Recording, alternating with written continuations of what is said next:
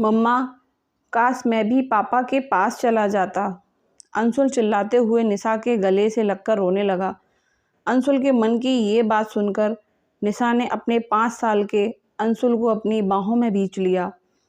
ऐसा नहीं कहते अंशु, तुम्हारे बिना तुम्हारी मम्मा कैसे रहेगी? फिर कभी ऐसा मत कहना। सबके पापा हैं, पापा कितने अच्छे होते हैं ना, रोज़ कुछ ना कुछ लाते हैं, बाइक में घुमाते हैं, कितना प्यार करते हैं। बस मेरे पापा को ही क्यों भगवान ले गए? निशा के पास अंशु के मासूम सवालों का कोई जवाब नहीं था। वो खुद भी तो हर रोज़ ही भगवान से हज़ारों बार पूछती कि क्यों वो उसके राज को उससे छीन कर ले गए। राज की एक्सीडेंट में मौत के बाद से सिर्फ सवालों के जवाब ही तो दे रही है वो। जब अंशु का एडमिशन करवाने गई तो प्रिंसिपल का सवाल, oh so you are a single mother, हमारे स्कूल की फ़ीस मैनेज कर पाएंगी आप? निशा के आश्वासन के बाद भी कि वो खुद अच्छी कंपनी में अच्छी सैलरी के साथ काम करती है, उन्हें यकीन नहीं हो रहा था। रास्ते में पुरानी सहेली टकरा गई। बहुत बुरा लगा राज जीजू के बारे में सुनकर। कैसे मैनेज कर रही है तू सब कुछ? कभी सोसाइटी में अधेड़ से पड़ोसी घूर कर देखते और पूछते हैं, निशा जी आप तो अकेली रहती हैं ना, कोई मदद चाहिए हो तो बोलिएगा, हम आधी रात को भी हाजिर हो जाएंगे। मैनेज ही तो कर रही है, कभी अंशु की माँ बन के, कभी पापा बन के।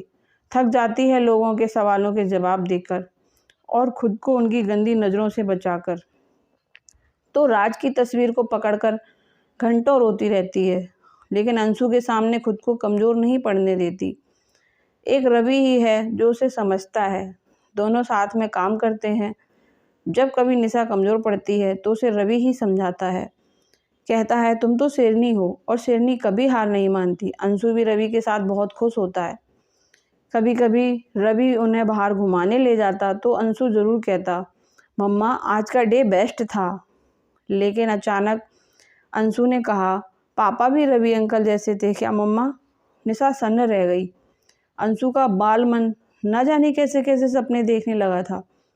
निशा ने तय कर लिया कि वो रवि से दूरी बना लेगी। वो अंशु को ऐसे सपने नहीं देखने दे सकती जो कभी पूरे नहीं हो सकते। निशा ने रवि से बात करना कम कर दिया और दूसरी कंपनी में नौकरी तलाश करने लगी। जल्द ही उसे दूसरी नौकरी भी मिल गई और वो रवि को बिना कुछ बताए चली गई।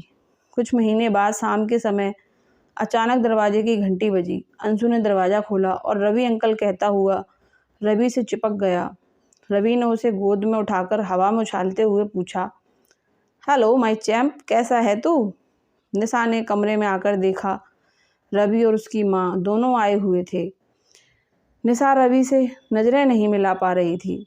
उसने नमस्ते आंटी कहते हुए रवि की मम्मी के पैर छुए तो उन्होंने उसे गले से लगा लिया।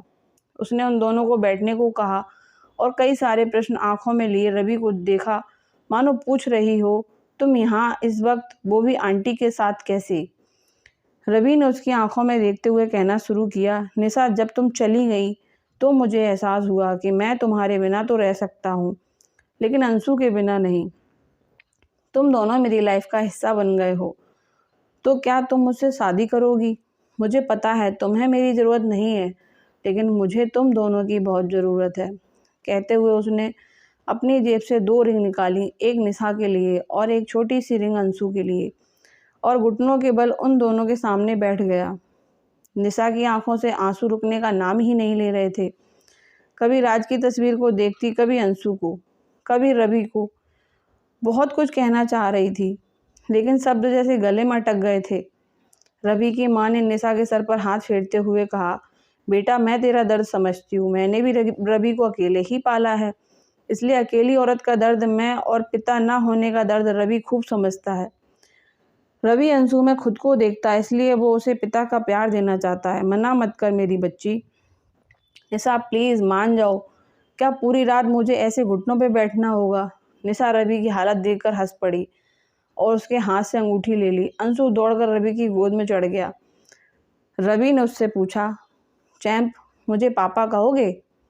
हाँ कहते हुए अंशु रवि के गले लग गया और रवि ने वो छोटी अंगूठी उसकी नन्ही उंगली में पहना दी, मानो रवि वादा कर रहा हो कि अब कभी तुम्हें पिता की कमी महसूस नहीं होने दूंगा।